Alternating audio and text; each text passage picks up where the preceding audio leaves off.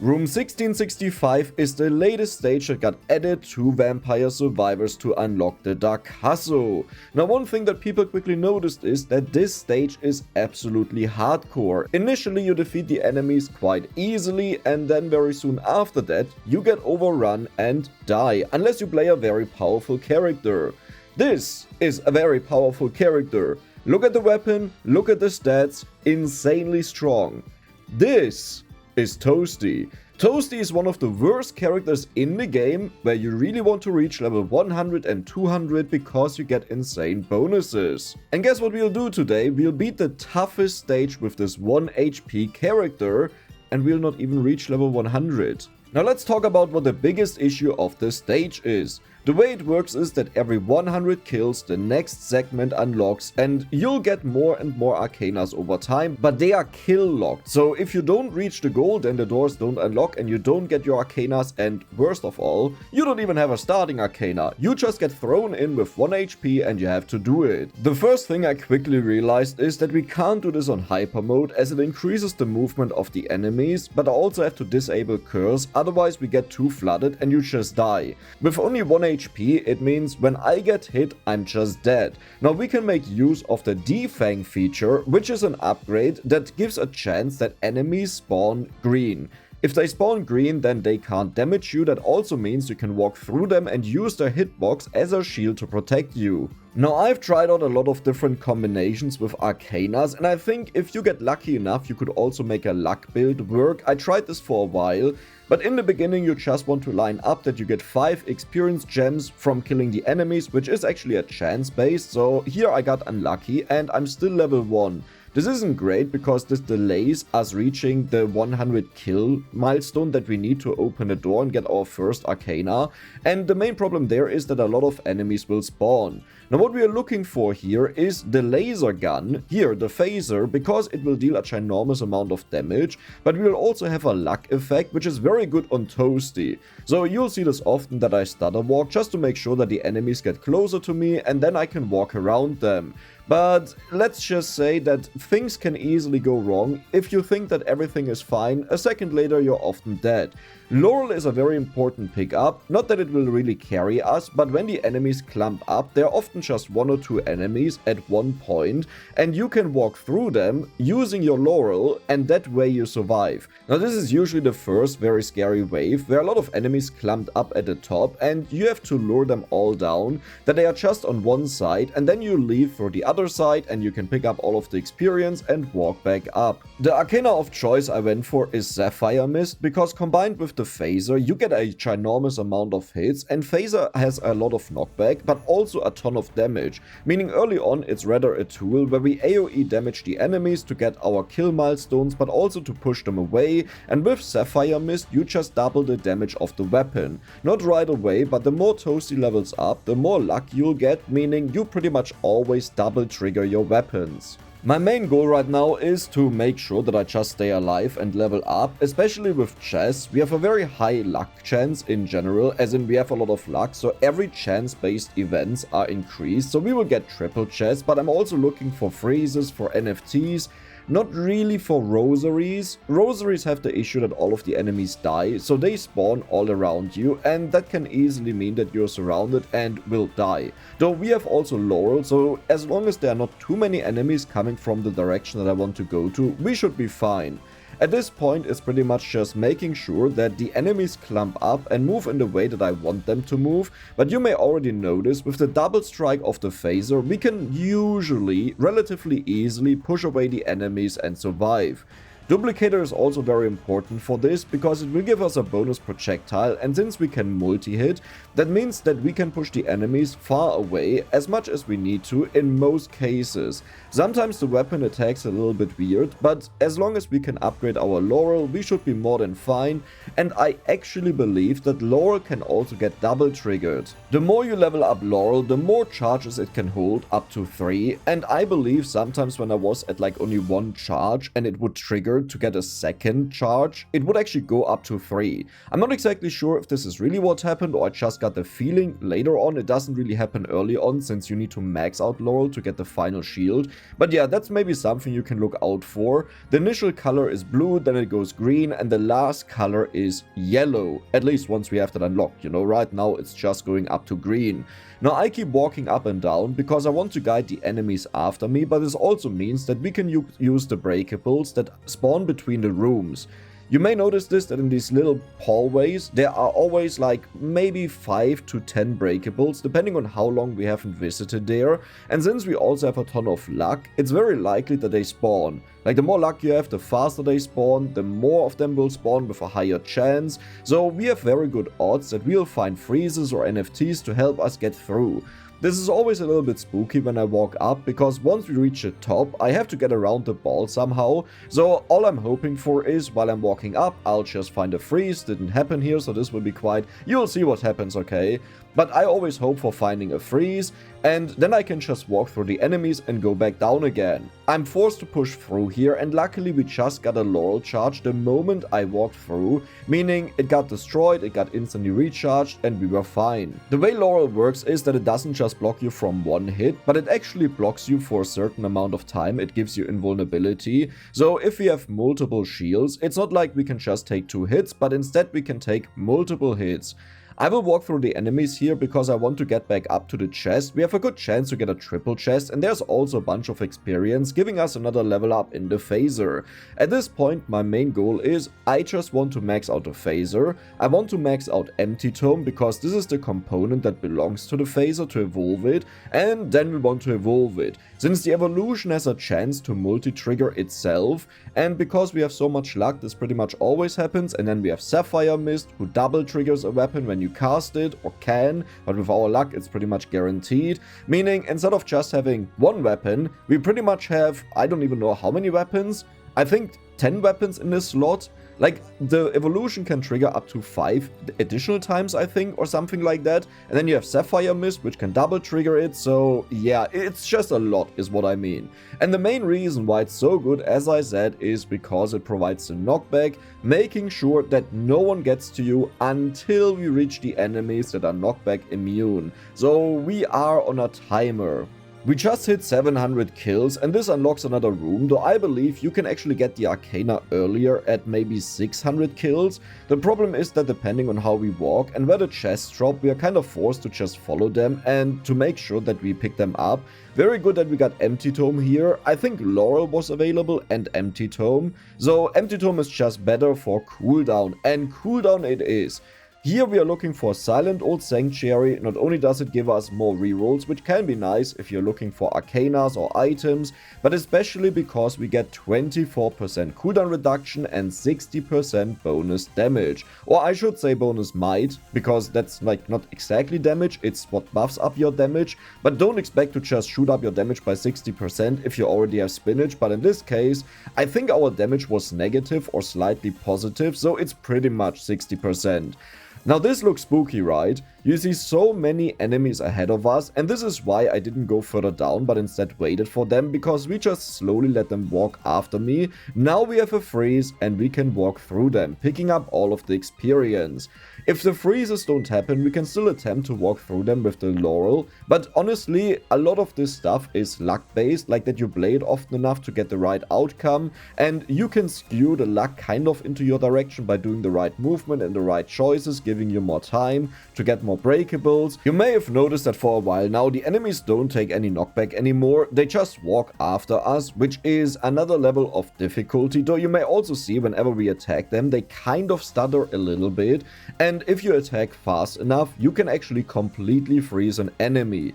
Even almost someone like the Reaper, like you get very close to it that he slows down like crazy, meaning if this is at a choke point or just like one line of enemies, then the enemies after them, they can't push through because we stopped them. Now here I picked up Terachizu because I felt like we have a very good run going, I don't need to force the evolution as fast as possible, and instead if I don't end up finding a freeze and I die, I still survive. Like, this is very important because stuff can always go wrong, and I'm about to hit the top room here. I mean, when I picked it up, now I am in there, and do you see that? If I wouldn't have picked up the Tirachizu, the run would have been over, and I wouldn't have beat this, because we already know that I'll beat it, right? So yeah, that was a clutch moment to decide to pick up the Tirachizu. And now I'm a little bit hesitant, because I kind of thought it would maybe last a little bit longer, you know? I pretty much only need to gap the distance between right now and getting the evolution, because then the hope is, because I didn't know if this will be enough or not, the hope is that we can deal with the enemies. Getting finally a magnet here is huge, because this gets us all of the experience on the entire stage, allowing me to survive and upgrade our stuff. First of all, we want to have Tirachizu, because again, we are super close to our goal, and we are done. Like, all we need right now is we just need a chest that is up there, but I'm waiting for a freeze, otherwise I can't walk through. Or we have to wait until another boss chest spawns, which will happen at 8 minutes. It's not too far away, but if the enemies are storming at you relatively fast, as you can see, this can quickly turn into something where we just lose. Like, we get hit, we get balled up, there's another magnet, doesn't matter, we are already maxed out, but it's okay. We're about to hit 8 minutes. This is a moment where I really want to find a freeze or an NFT, and it's the eye. I don't exactly know what the eye does, but we managed to find a freeze, so I can walk through, and I don't even care what the eye does. I mean, if we kill it and get a chest, then there's actually a chest. We have to pick that up. Yep. Come on, we almost have it. The freeze is about to expire, and there we go. We made it. We got the Photon Storm. Now, as you can see, it can multiply its own projectiles by up to 5 times. So it's not like it resets the cooldown of the weapon or double triggers it, as I said, but it just multiplies it. But by up to 5, that is a lot, right? So we have 5 times the weapon's effect, and then we can also double trigger it with the help of the mist that we picked up as first Arcana, and because we also have more cooldown, our weapon also triggers faster. So we are all about just go boom, boom, boom, boom, boom, and make hopefully sure with the area and with the multi-triggers we can deal with them. But we can't really deal with them. I mean, kind of, you know. We are killing the enemies, but they are still crawling in. And I'm like, I'm glad I have a fully charged up Laurel. I can walk through them, and I'm pretty sure I can survive it. We also have Tirachizu, so we are fairly safe. But if I lose the final charge of the Tirachizu here, then that was it. So I started picking up a little bit of area to make sure that we can hit multiple enemies with these triggers, since that pretty much multiplies the damage. Like, if you manage to hit instead of 10 enemies, 20 enemies, that's as if we had double the strikes, and that means, well, we are now very safe. Now, at this point, I didn't really know what to do, as in, I didn't prepare myself. All that happened was I saw the Reddit post that apparently no one has beat it, so I was like, okay, I'll give it a try, I want to beat this. And I got to this point, I felt very good about it, but how do we make sure that we win? Now, one component that I always had in the build before was Clock Lancet. Because it allows you to freeze the enemies, it means our Silent Old Sanctuary becomes a little bit worse, right? Because you get bonus stats for every empty weapon slot, and right now we have 3, then we would go down to 2, lose 8% cooldown reduction, 20% might, but if we can freeze all of the enemies, it's amazing. Now, why did I stop taking it? For 2 reasons. Number 1, if it takes away a weapon slot, then it takes longer for us to get to Limit Break, and I think Limit Break is incredibly important to buff up the Photon Storm. Number 2, I don't know if the enemies can actually be frozen. In many of these maps in the stages of Vampire Survivors, you can freeze most of the enemies until you get to the really tough waves or certain bosses, and they can't be frozen. So it's just a dead slot that makes everything worse that we have. And then I saw, what is this? There's an Arcana. Okay, there's a chest, but there's an Arcana down there. I don't even know if I notice it right now, and I'll head down. I think I will, but I didn't even know that we'll get another one. I banished the Attract Orb, by the way, because I want to get to Limit Break. At first I considered maybe I should max it out, you know, that we get more items, more experience. But the experience doesn't get lost, as well as the items. It's just easier to collect it, but as long as I find a vacuum from time to time, we have all the experience either way. And this way, we want to get a mount on the Photon Storm. One very annoying thing is that even if you seal a weapon like the Peachone here, it can still Limit Break. So it will take limit breaks away from the Photon Storm, which would have been way more important. And boy oh boy do we have to walk down far. Like, you realize I had no idea that this will happen, because otherwise I would have just walked down. I don't even know what triggered it. I think it got triggered as we had 1665 kills maybe, and that's the name of the stage, right? Room 1665. Or it was time-based, or what, I don't even know what happened. As I said, it just spawns at the very bottom of it. Now, we have gotten an amount bonus on Photon Storm. I don't know if Photon Storm also deals way more damage based on the amount it has, because the pre-evolution reads that. But because we can multiply all of the projectiles, getting +1 amount is actually crazy. Like, not only can it get multiplied up to 5, but we can also double trigger the weapon, so it's like 10, right? And here I wasn't sure what to go for. I considered Bolero because it can give me more passives, but most of them are actually sealed, so it's not great. I considered Beginning because it gives us a mount, but only for our main weapon, which is Peachone, so totally useless. And I decided on Awake. Awake is... okay, first of all, Hail from the Future. This was a thing I actually used for a while as first Arcana because you get random items. But I decided on Awake because now we have 4 revivals. So even if something goes wrong, I still have a couple more revivals and can adjust. Most of these things is like, oh, something surprised me and now I got killed because of it. But at this point, we are so powerful that everything dies so far. And we can pretty much just stand still and wait for the next challenge to happen. Now, I'm personally not the biggest fan to cut a hardcore challenge, or you may even call it impossible challenge, right? Because no one has beat this apparently, even those that focus on challenge runs. But I'm pretty much just standing still and the enemies will die, and we will have flashing lights all over the screen, which will get a lot worse if I speed this up like 8 times or so, because I will stand still for a very long period. So let's just jump ahead. After getting a bunch of kills over a longer period, I found a magnet that means we can limit break Photon Storm, and my focus is Amount, Might, and lastly Area. I mostly care about Might because we attack so fast, and Amount means we do more attacks, but do you see how crazy this is sometimes going? It's turning quite flashy. Now, one thing we can do, and this is why I keep picking up chests, is because we have so much luck, we are very likely to get a Penta chest, and this would guarantee that we get a candy box. It can also appear in normal chests if you just pick up a single chest or so. If you just get lucky, like it has a chance to always appear, a Penta chest just guarantees it. Here are now a bunch of enemies that start storming in, and I started questioning, okay, can we actually do this or not? I think I need a little bit of help, and there we go, we got the candy box immediately. To be fair, that was a little bit lucky. And we have the Clock Lancet. It should be fairly simple to upgrade it. We have another magnet down here. We also have a chest up there, which is likely to be a triple chest, so it should get maxed out fast. And you may actually notice, I'm pretty sure the Clock Lancet also sometimes double triggers. But the way it works is, it does its strike, and then immediately after that does another strike. Do you see that it moves kind of weirdly? It almost feels like it always moves in slots of 2 with a teeny tiny delay between the two.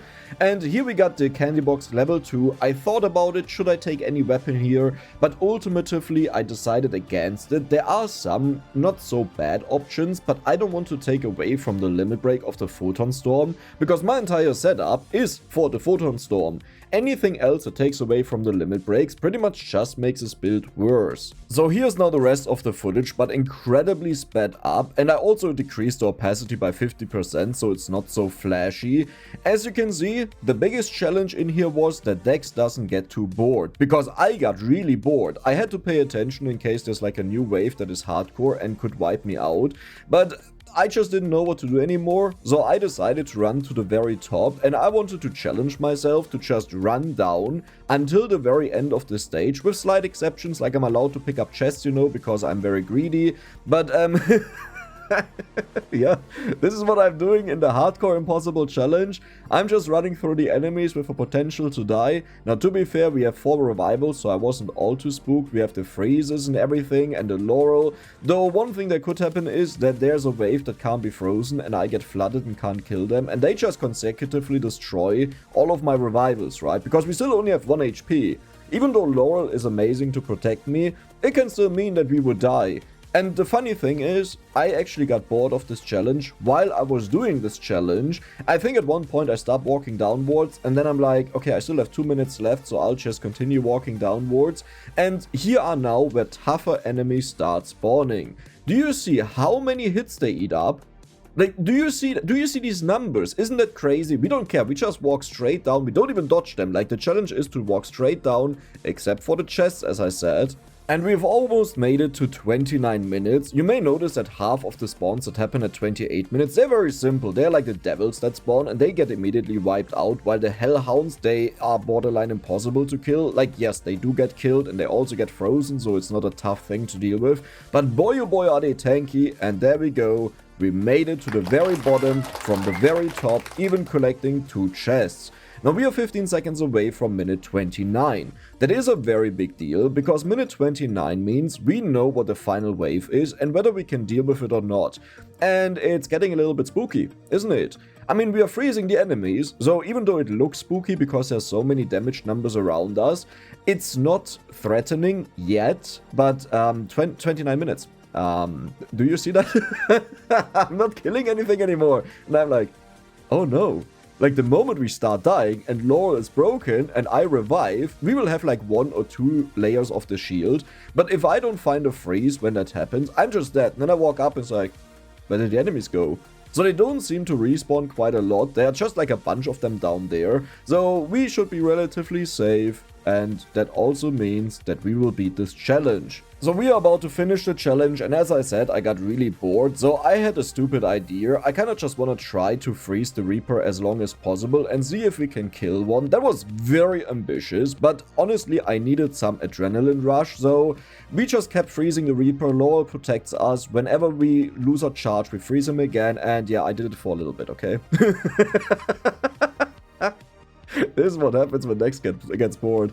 Oh, that was so much fun. Honestly, I haven't done this in a very long time, so that was quite entertaining. We will see with the damage numbers, we got nowhere close to killing a single Reaper. But this is what we managed to achieve. We beat Room 1665 with Toastie, a character that has horrible stats, only 1 starting HP, one of the worst starting weapons in the game, and yet we still did it. I hope you guys enjoyed it, and if you did, then don't forget to subscribe and give the video a like. See you the next time.